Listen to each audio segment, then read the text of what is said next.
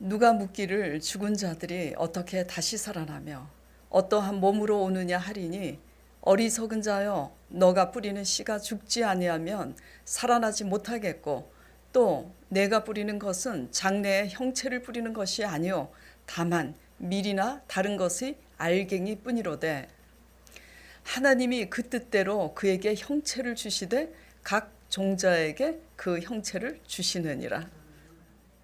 자, 오늘 제목 보겠습니다.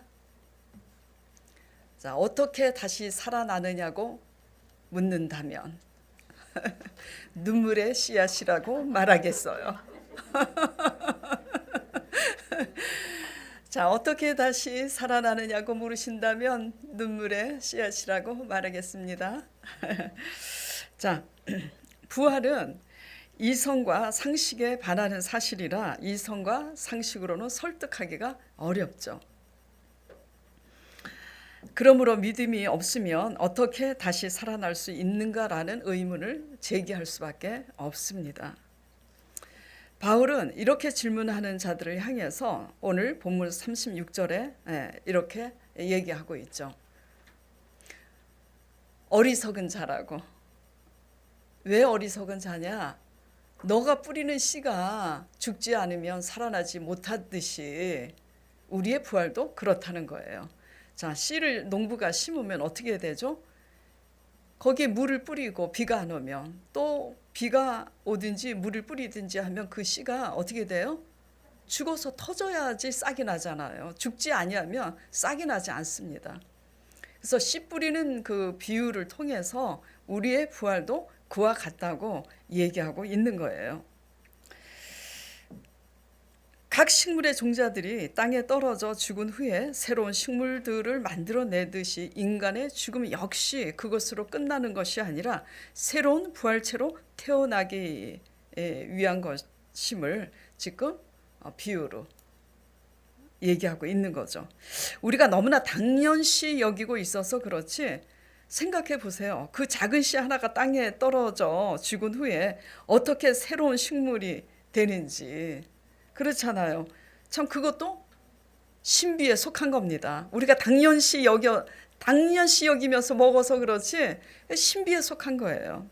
신비에 속한 생명은 그 주권이 모두 하나님께 있어요. 그렇기 때문에 우리의 믿음은 창조에 관한 그 믿음 잃지 말아야 됩니다. 믿음의 시작은 하나님께서 천지를 어떻게 창조하셨는지 거기서부터 시작되는 거예요. 자, 38절에 그래서 하나님이 그 뜻대로 그에게 형체를 주시게 하나님의 뜻대로 각 종자에게 그 형체를 주셨다라는 겁니다. 천지를 창조하실 때 아버지께서 뭐라고 말씀하시죠? 어두운데 어둠을 향해서 가라사대 빛이 있으라 하시며 그 다음에 하늘과 땅에 있으라 하심에 그대로 되고 그래서 땅 위에 씨 맺는 과목을 내는 씨 맺는 열매를 맺는 과목을 내라 하심에 말씀대로 그렇게 과실나무가 생긴 거예요. 어떻게 다시 살 수 있을까 물으신다면 씨가 죽어야 살아나듯 죽은 자의 부활도 이와 같다고. 그러면 죽어야 다시 산다는 뜻 아니겠어요? 죽음은 다 두렵습니다. 저도 두려워요. 여러분들만 두려운 것이 아니라 저도 두렵습니다. 그러나 우리의 죽음은 새로운 시작임을 믿으시기 바랍니다. 이게 중요해요. 죽음만 볼 때는 두렵지만 그 죽음 뒤에는 새로운 하나님의 새로운 시작이 있다라는 거. 그걸 보시고 믿음 안에서 죽음을 두려워하지 않기를 축원드립니다. 자, 그러므로 어떻게 다시 살아나느냐고 물으신다면 우리의 죽음이 곧 다시 사는 시작이라고 고백하시길 바랍니다. 자, 부활을 믿으세요? 부활을 믿으세요? 예, 부활을 소망하기 때문에 우리가 여기 모여 있잖아요. 우리가 부활을 진짜 믿는다면 다시 사는 증거가 현재도 이루어져야지 돼요. 현재 우리의 삶에 부활의 증거가 없는데 곧 우리가 장차 영생의 부활로 들어간다. 이건 말이 안 돼요. 장차 내가 죽어도 부활될 줄 믿는다면 현재의 삶에 우리가 부활의 증거를 이뤄내야 된다라는 거죠. 자, 적용 질문 한번 우리 자신에게 해보시기 바랍니다. 현재 저와 여러분의 삶에 부활의 증거가 있는지. 이게 중요해요. 뭐 믿은 게 오래됐다. 우리 직분이 어떻다. 그거보다 더 중요한 것은 내 삶에 부활의 증거가 있는지. 열심만 있는데 부활의 증거는 없다. 그건 부활신앙이 아닌 거예요. 한번 짚어보세요. 내 삶에 바랄 수 없는 가운데 바라는 증거가 있는지. 내 힘으로 사는 증거가 아닙니다. 우리 삶에 부활의 증거가 있다면 죽음을 통과한 그 과정과 흔적이 반드시 있을 거예요. 무엇을 통과한 흔적이요? 죽음을 통과한 과정과 흔적이 있을 겁니다.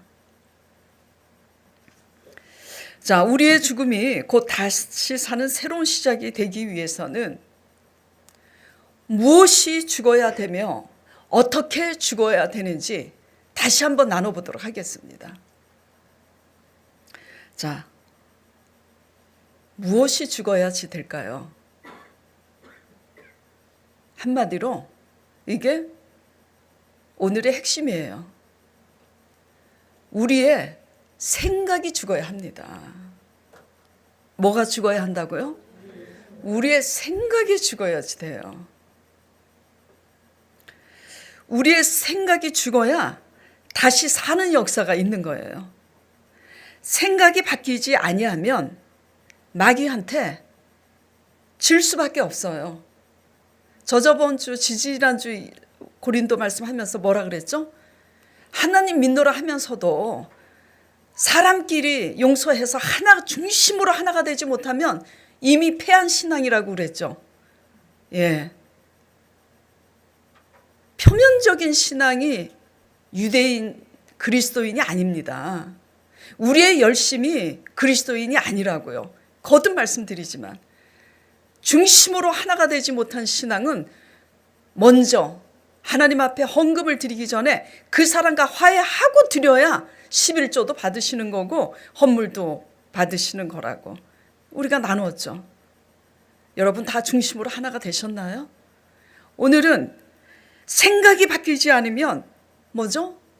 우리의 신앙이 아무리 열심히여도 헌금을 아무리 많이 갖다 바쳐도 생각이 바뀌지 않으면 이미 패한 신앙이에요.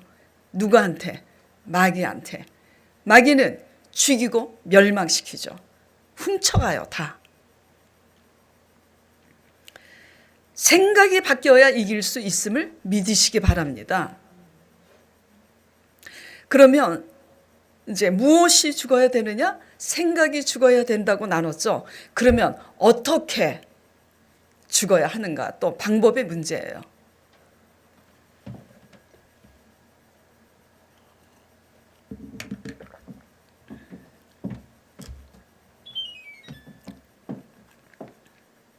어떻게 죽어야 되냐면요. 형편이 바뀌어도 내 형편과 사정이 바뀌어도 생각이 바뀌지 않아야 다시 사는 역사가 있어요. 형편과 사정 따라 바뀌는 생각은 다시 말해서 다시 사는 역사를 볼 수 없습니다. 다시 사는 역사는 어떤 형편과 사정이 바뀌어도 생각이 바뀌지 않을 때만 새 역사가 일어나는 거예요. 유념하시기 바랍니다. 형편과 사정 따라 바뀌는 생각은 늘 그 형편과 사정에 의해서 질질 끌려다닐 수밖에 없고요. 평생 끌려다닐 수밖에 없습니다. 여러분 지금 어떻게 믿고 계세요? 형편과 사정 때문에 하나님의 약속의 말씀을 붙들고 있다가 지금 도중하차 하고 계신 거 아닌지 돌아보시기 바랍니다. 세상 속담에 뭐가 있죠? 가다가 중지하면 아니간만 못하리라. 예. 생각이 바뀌지 아니하면 생각이 바뀌지 아니하면 어디에 끌려다닌다고요? 늘 벌어지는 형편과 사정에 끌려다닐 수밖에 없어요. 절대로 우리가 주인공이 될 수 없습니다. 믿음의 세계는 우리의 생각이 초지일관, 잠시 흔들릴 수는 있지만 우리의 생각이 초지일관 바뀌지 않을 때 새로운 시작, 새로운 역사가 일어난다는 거 믿으시기 바랍니다. 이게 전쟁이에요. 그럴 때 새로운 형편과 새로운 역사, 새로운 일을 하나님께서 우리에게 붙여주시는 겁니다. 아멘? 예. 우리의 생각이 바뀌지 않으니까 형편과 사정이 안 바뀌는데 우리는 생각을 하나님께 붙들려 있지 못하니까 자꾸 형편 따라 가는 거예요. 이쪽으로 가야 잘 될까? 저쪽으로 가야 잘 될까? 이것을 해야 잘 될까? 저것을 해야 잘 될까? 예. 자, 갑옷을 입고 칼과 창을 든 그 블레셋 거인 골리앗 장군을 초립동 다윗이 물맷돌 5개로 물리쳤잖아요. 물맷돌 5개로 그 거인 골리앗 앞에 나갈 수 있었던 그 용기는 무엇에 있었죠? 다윗이? 생각에 있었어요. 어떤 생각? 자기가 믿는 하나님은 그 골리앗보다 크다는 그 믿음. 문제보다 크신 하나님을 바라보고 나가니 그 물맷돌을 던질 때 하나님의 손이 골리앗을 다윗에게 붙이신 겁니다. 그러니까 그 물맷돌이 투구를 입고 아주 그 거인 장수인데 그 완전 무장했잖아요. 그런데 그 사이로 정수리에 어떻게 그 물맷돌이 박히냐고. 그래서 쓰러졌잖아. 죽었잖아요. 누가 하신 거죠? 하나님이 하신 겁니다. 근데 하나님이 하게 하시도록 다윗이 한 것은 무엇이냐면 어떤 문제보다 그 대적 원수 그 블레셋의 거인 장수보다 크신 하나님임을 다윗이 믿었기 때문이에요. 그 생각 때문인 거죠. 그래서 우리의 생각이 하나님 앞에 꽂혀서 말씀에 꽂혀서 믿음으로 바라볼 때 하나님은 환경과 사람을 우리에게 붙여주시기도 하고 우리가 불신앙이면 우리의 모든 것을 잃어버리도록 세상에 붙이시기도 하는 거예요. 제가 간증했었죠. 예. 수요 예배 때 제가 잠깐 이제 말씀을 드렸는데 집사님들이 저한테 얘기를 하더라고요. 목사님 건물이 날아가지 않았는데 날아가셨다고 말씀을 하셨어요. 그래서 제가 설교를 다시 들어보니까 날아갔다고 제가 잘못 얘기했더라고. 날아간 게 아니라 날아가기 일보 직전에 하나님께 제가 기도했는데 하나님이 내가 그들에게 붙여진 것이 아니라 그들이 너에게 붙여졌느니라 말씀하셔서 건물이 날아가지 않겠구나. 그래서 그냥 모든 걸 하나님께 맡기고 감사하고 평강으로 기뻐하며 있었는데 그대로 지켜지게 됐다라는 거죠. 지금 핵심이 뭐죠? 우리가 적군에게 세상에 붙여지느냐, 세상이 우리에게 붙여지느냐는 뭐에 딸려 있다고요? 우리의 생각에 딸려 있다고요. 자, 여호수아 10장 8절에 이런 말씀이 있습니다. 여호와께서 여호수아에게 이르시되 그들을 두려워 말라. 내가 그들을 내 손에 붙였으니 그들의 한 사람도 너를 당할 자가 없으리라. 여호수아에게 하나님께서 말씀하신 거예요. 사람이 당하지 못하도록 붙이시는 것도 누가 하신다고요? 하나님이. 자, 그 다음에 사사기 1장 2절 읽어볼게요. 이스라엘 백성들이 이제 하나님께 우리가 올라가서 가나안 땅을 얻으리까 사사기 때 그 유다가 먼저 올라갈지니라 보라 내가 이 땅을 그 손에 붙였노라 너희 손에 붙였노라 하세요. 제가 드리고 싶은 말씀은 뭐냐면 사람뿐만 아니라 땅을 소유하게 붙이시는 것도 하나님이시라고요.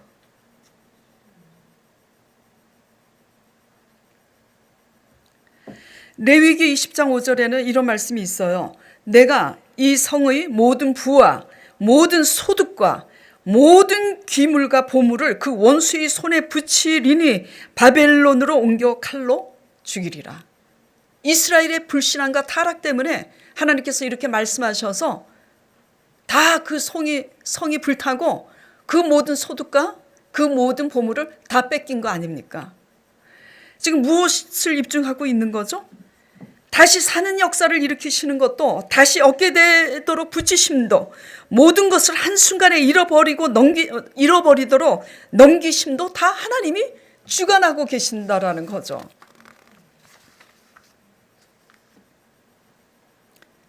무엇에 의해서? 우리가 하나님과 일대일의 관계에서 우리의 생각이 어떠하냐에 따라서 우리의 생각이 바뀌지 않으면 육의 사람인 거예요. 이것을 아셔야지 됩니다. 뭐 주일 성수를 했다. 뭐 내가 11조를 했다. 해야죠. 주일 성수 해야죠. 근데 생각이 바뀌지 않으면 주일 성수하고 헌금 다 갖다 바쳐도 그냥 고스란히 육의 사람일 뿐이에요. 표면적인 그리스도인일 뿐인 거죠. 생각이 바뀌어야지 돼요. 생각이 안 바뀌면 어떤 사람이라고요? 육의 사람이라고요. 로마서 8장 하도 제가 개척 이래로 얘기를 해서 이제 이 말씀을 다 외우는데 로마서 8장 5절에서 6절 7절 하나님께서 이렇게 말씀하셨어요. 육의 생각은 하나님을 기쁘시게 할 수 없거니와 육의 생각은 하나님과 원수되느니라.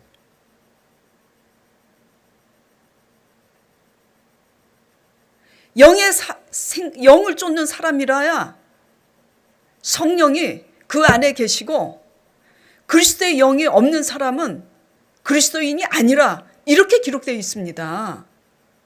육의 사람이라고 다 뭘 지킨다고 그리스도인이 아니에요. 표면적으로. 생각이 바뀌어야 영의 사람인 거죠. 그래야 성령의 인도를 받죠. 그래야 세상을 이기죠. 하나님과 일대일의 관계에 있는 우리의 모습이 과연 육의 사람이냐 영의 사람이냐 이게 관건인 거예요. 이것에 따라서 하나님께서 조치를 취하는 겁니다. 우리를 세상에 붙일지 악한 사람에게 붙여서 사기도 당하게 하시고 도둑놈한테 붙여서 다 탈취하게 하시든 하나님이 하시는 거라고요. 근데 우리의 생각이 영의 사람으로 딱 서 있으면 세상을 우리에게 붙이시는 거예요. 어떻게 살고 계시는지 적용해 보시기 바랍니다. 날마다 그냥 무엇을 먹을까 마실까? 날마다 믿은 지가 얼마나 됐는데 5년이 되고 10년이 되고 20년이 됐는데도 아직도 무엇을 먹을까 마실까? 이제는 제가 이제 그렇게까지 심한 얘기를 안 하는데 처음에는 그랬잖아요. 그냥 무엇을 먹을까 마실까 때문에 10년 20년 직분을 얻었는데도 그렇게 고민이 되면 차라리 굶어 죽는 게 낫지 않겠느냐. 그렇게까지 얘기를 했는데 요새는 이제 그렇게 얘기 안 해요.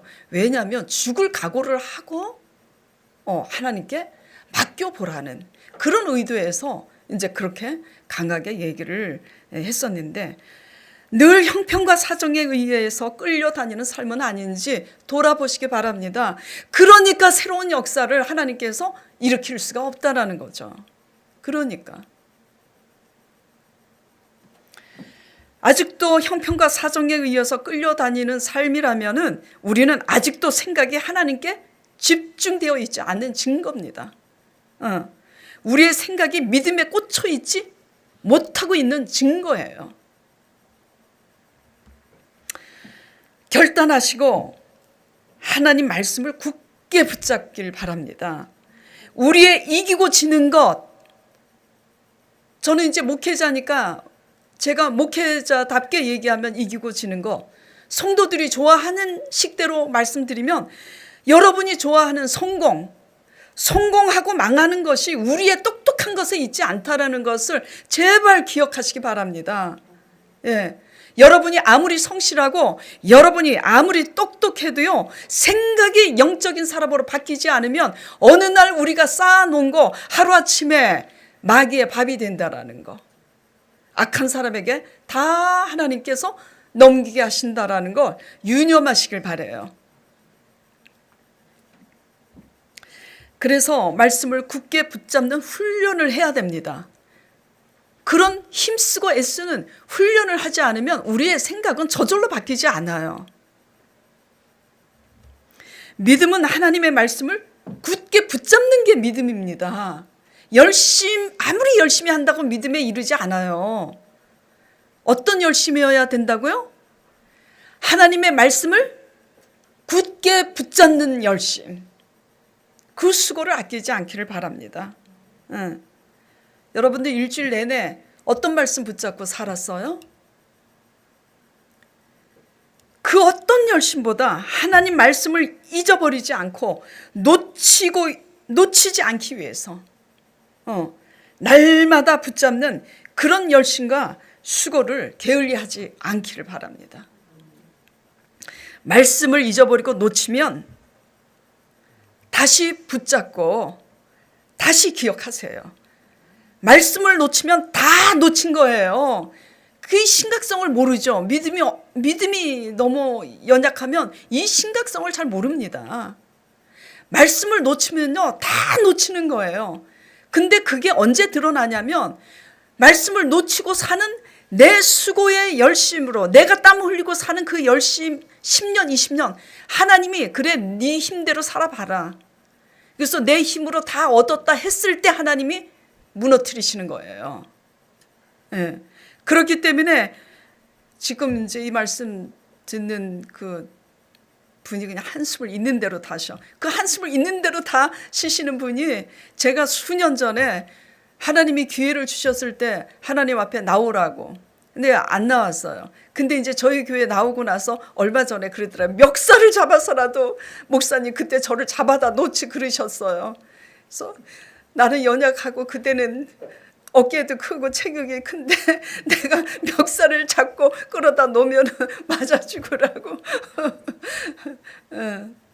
왜냐하면 지금 이제 일 터진 다음에 뒤늦게 하나님 앞에 돌아오게 됐는데 돌아와서 보니까 멱살을 잡혀서라도 끌려오는 게 복이었구나.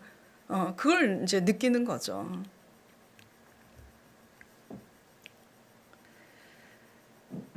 뭐를 놓치면 이미 다 놓친 거라고요? 하나님의 말씀을 놓치면 다 놓치고 사는 거예요.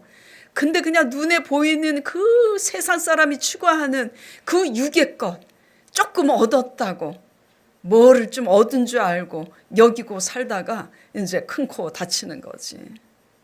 속지 마시기 바랍니다.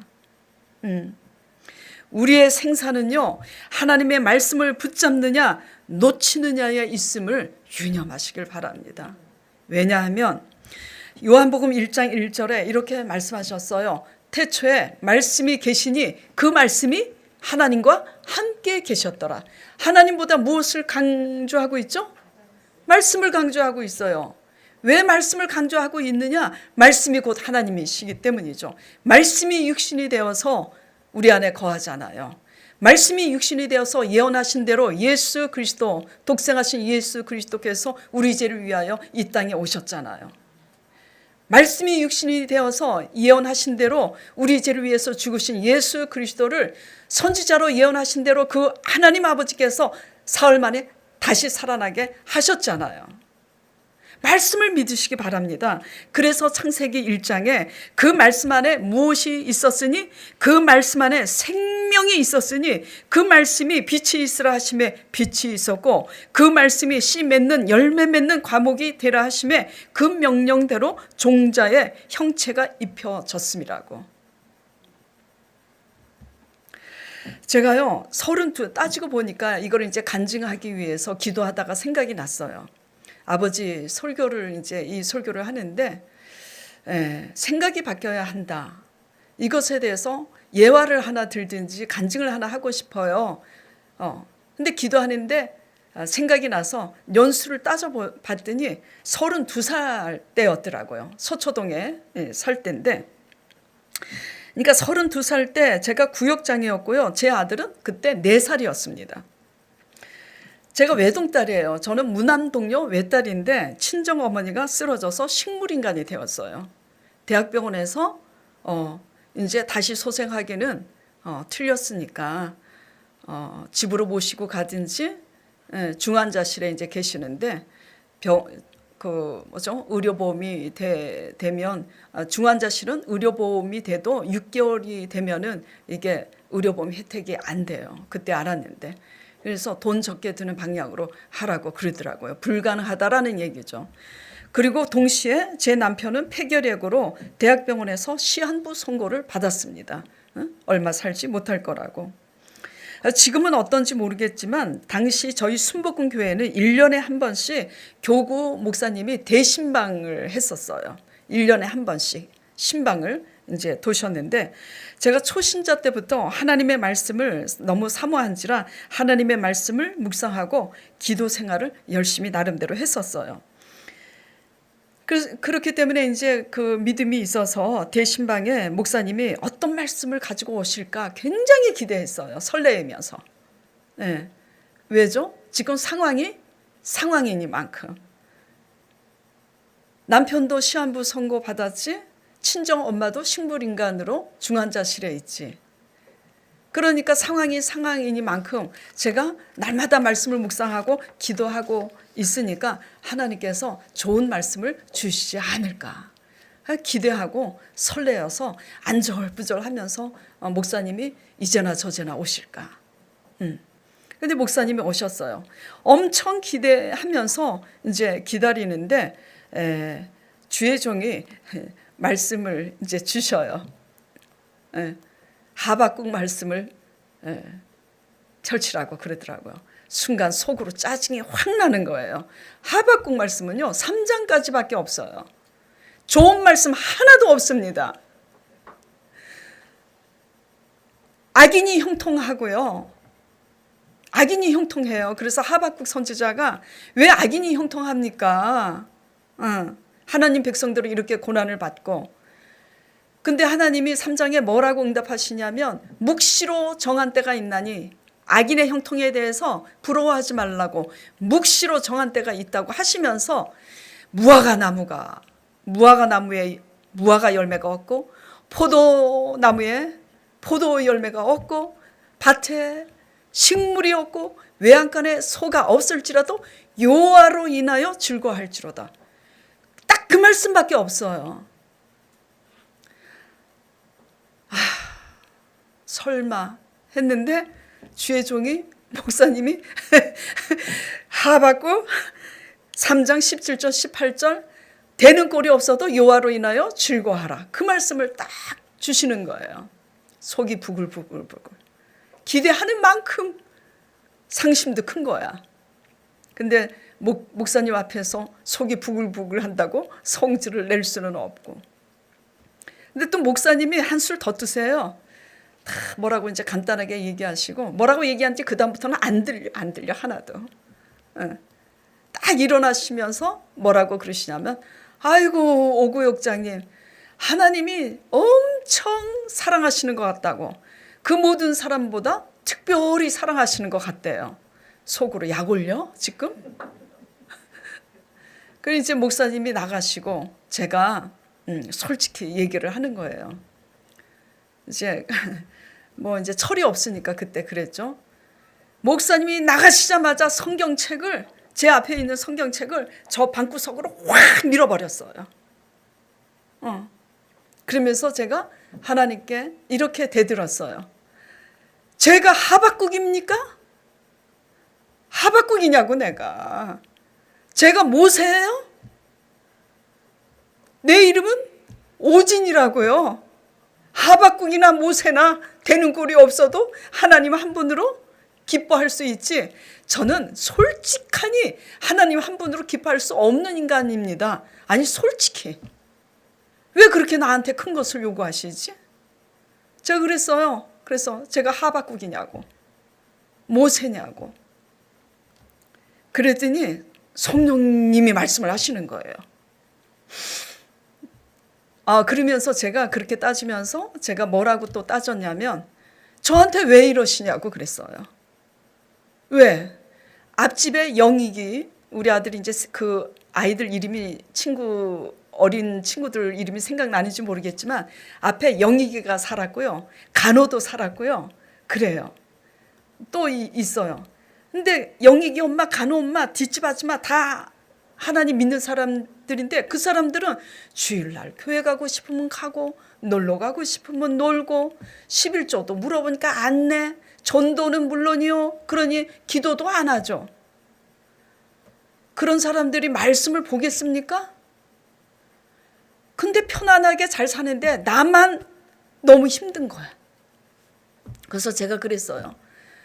동서남북 저 사람들은 저렇게 편안하게 살고 있는데 하나님은 왜 이 모든 것을 다 하고 있잖아요. 전도도 하고 있죠. 기도도 하고 있죠. 11조도 하고 있죠. 말씀도 보고 있죠. 대체 왜 이러시는 거예요? 저한테 그랬어요. 그랬더니 성령님께서 제게 이렇게 말씀하시더라고요. 너는 나에게 왜라고 할 수 없느니라. 그 모든 것을 다 거두어 간다 할지라도 너는 나에게 왜라고 할 수 없느니라 그러시더라고요. 그래서 제가 신사숙녀답게 아멘 한 게 아니라 제가 또 하나님께 대들었어요. 공산당. 하나님은 공산당이시네요. 인격적이신 줄 알았는데 그렇잖아요. 다 걷어가도 너는 나에게 왜라고 할 수 없다고 하니 공산당이지. 그래서 저는 적어도 하나님 아버지께서 인격적인 분이신 줄 알았는데 공산당이시네요. 공산당이라고. 그러니까 또 꾸짖지 아니하시고 성령님이 두 번째 말씀을 하세요. 그 두 번째 말씀을 계기로 제가 그 다음부터 생각이 바뀐 거예요. 이걸 빨리 말씀드리면 안 돼. 두구두구두구두구두구 500원? 500원과 거림도 없지. 무슨 소리야. 50만 원, 500만 원도 한데. 성령님이 두 번째 이러시는 거예요. 공산당. 아버지는 공산당이시라고. 제가 그랬더니 뭐라고 그러시냐면 내 말에 근거를 두고 나로 기뻐하게 하라. 나는 너에게 모든 것을 누릴 수 있는 것을 다 주었노라. 우리 죄와 허물을 위하여 죽으시고 부활하신 예수님께서 언약하신 게 뭐죠? 다 이루었다고. 십자가의 죽음과 부활의 언약은요, 이미 사망 권세를 멸하신 예수 그리스도께서 우리의 가난과 저주와 질병 이 모든 것을 다 이루셨다고 선포하신 언약의 말씀이에요. 하나님께서 저에게 내 말에 근거를 두고 나로 기뻐하게 하라. 나는 너에게 모든 것을 누릴 수 있는 것을 다 주었다고. 그래서 그 말씀에 제가 생각을 해봤어요. 깨닫게 된 거죠. 뭘 깨닫게 됐을까요? 하나님 말씀을 진짜 믿는다면 그 말씀으로 즐거워하고 기뻐할 수밖에 없는 거구나. 아멘?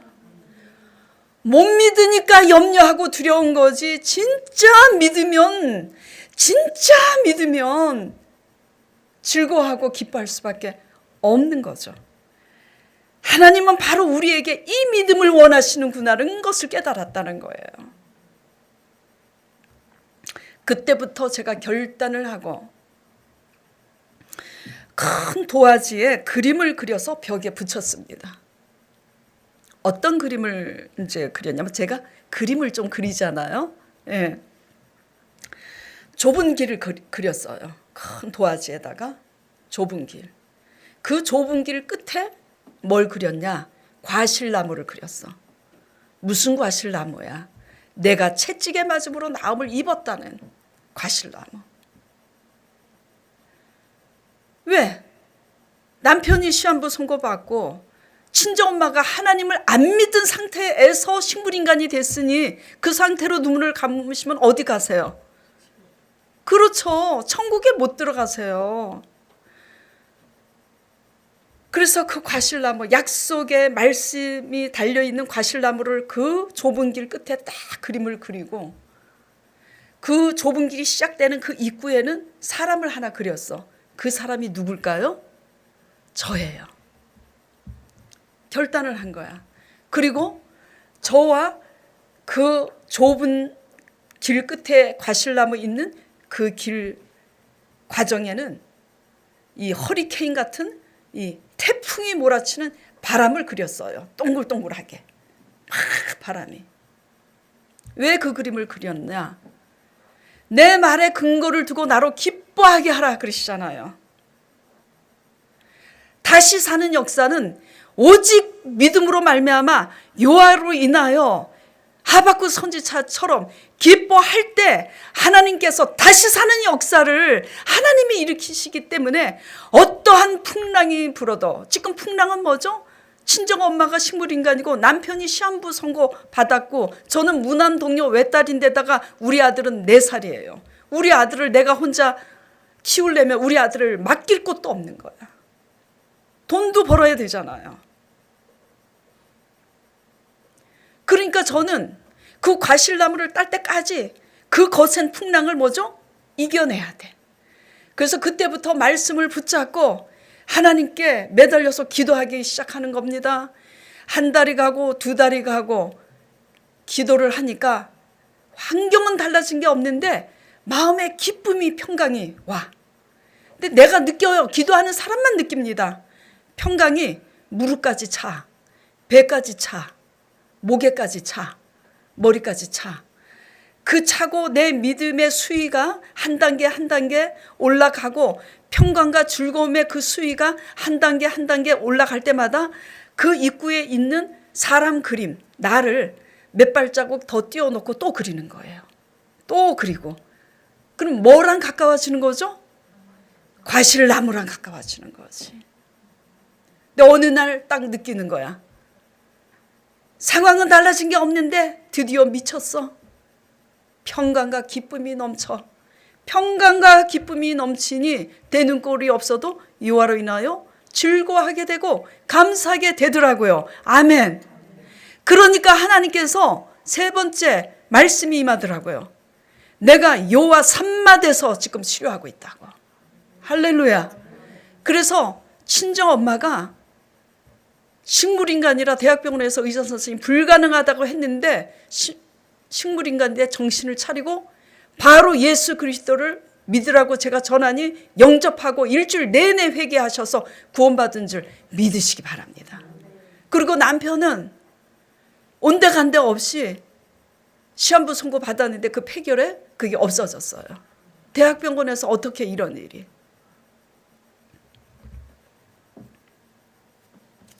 자, 제가 무엇을 얘기하려고 지금 이 간증을 하고 있는지 아시겠죠? 어떻게 다시 살아날 수 있느냐고 묻는다면 우리의 생각이 바뀌어야지 돼요. 어떤 형편과 사정에 놓여 있든지 어떤 풍랑이 불든지 우리의 생각이 하나님의 말씀을 굳게 붙잡고 흔들릴 수는 있지만 초지일간 그 생각으로 가야 되는 겁니다. 그 약속을 받아낼 때까지. 천국은 침노하는 자의 것이에요. 그래서 단계마다 그림을 그려놓고 그렇게 할 때마다 제가 항상 속으로 고백하는 게 뭐였냐면요. 포기하지 말자. 뒤돌아서지 말자. 너무 힘들면 뒤돌아가잖아요. 너무 힘들면 포기하잖아요.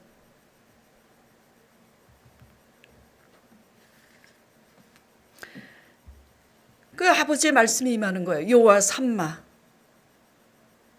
근데 여호와 삼마라는 뜻을요, 그때 32살이었기 때문에 저는 그게 무슨 뜻인지 몰랐어요. 그래서 교구 사무실에 가서 목사님한테 여쭤봤어요. 성령님께서 여호와 삼마라고 말씀하시면서 치료하고 있다고 말씀하셨는데 삼마가 뭐예요? 거기 함께 계시는 하나님이래요. 그런데요, 삼마의 뜻은요, 더욱더 구체적으로 히브리 말로 무슨 뜻이냐면 어떠한 형편이 좋든지 나쁘든지 항상 거기에 함께 계시는 하나님이라는 뜻이래요.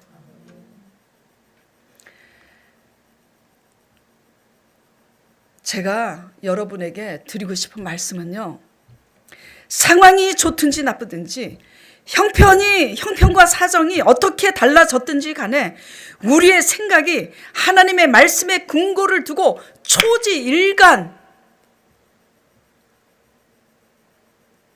믿음으로 말씀을 굳게 붙잡을 때만이 여호와 삼마, 어떤 형편이든지 어떤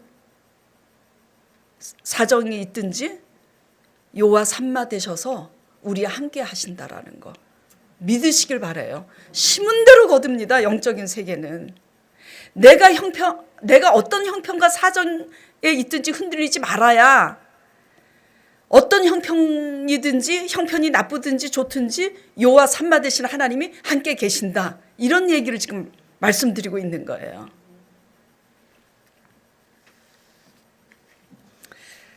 어떻게 다시 살아나느냐고 묻는다면 씨가 죽어야 살아나듯 어둠을 향해서 빛이 있으라 명하심에 빛이 있게 하신 하나님의 말씀을 믿음으로 굳게 붙잡고 늘 형편과 사정에 의해서 끌려다니는 우리의 생각이 죽어질 때 다시 사는 역사가 능히 있음을 선포합니다. 우리의 생각이 말씀에 의하여 죽을 때 우리의 영이 다시 사는 겁니다. 그러므로 우리의 죽음은 하나님의 새로운 시작인 거예요. 우리의 생각이 죽어야 성령님께서 일을 하시는 거죠. 부활의 영. 그렇기 때문에 사도 바울은 고린도전서 15장 50절에 이렇게 권면하고 있습니다. 형제들아, 내가 이것을 말하노니 혈과 육은 하나님 나라를 이어받을 수 없고 썩는 것은 썩지 아니하는 것을 유업으로 받지 못하느니라. 그래서 육의 생각은요, 하나님과 원수돼요. 이 하나님과 원수되는 육적인 사람의 모습으로는 그냥 썩는 것뿐이지 영원한 영생에 들어가지 못합니다. 근데 그 영생은 현재 삶에서 우리가 증거해내야지 돼요. 이 광야에서.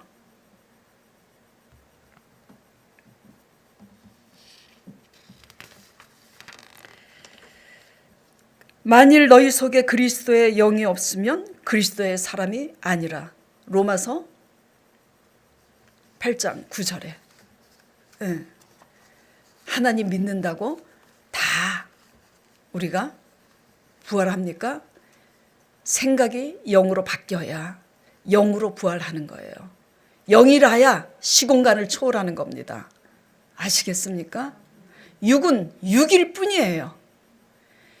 영의 생각으로서 성령의 인도를 받아야 시공간을 초월해서 그 영으로 부활하는 거라는 거 잊지 마시길 바랍니다. 그래서 우리의 생각이 하나님 말씀에 근거를 두고 믿음의 사람으로 바뀔 때 우리는 하나님의 은총과 영광을 보는 거예요. 다시 사는 거죠. 네. 그래서 우리가 영의 사람이 될 때는 문제 크고 작음이 문제가 되지 않아요. 숫자에 많고 적음이 문제가 되지 않습니다. 예. 시공간을 초월한 성령의 역사, 문제보다 크신 하나님이 우리의 삶을 대신 살아주시는 줄 믿습니다. 모두 저나 여러분이나 환경과 상황 바라보지 마시고, 예, 하나님의 약속의 말씀을 굳게 붙잡고 생각이 영의 사람으로 바뀌기 위한 그 전쟁에 죽도록 힘쓰고 애써서 승리하는 저와 여러분 되시길 간절히 축원드립니다.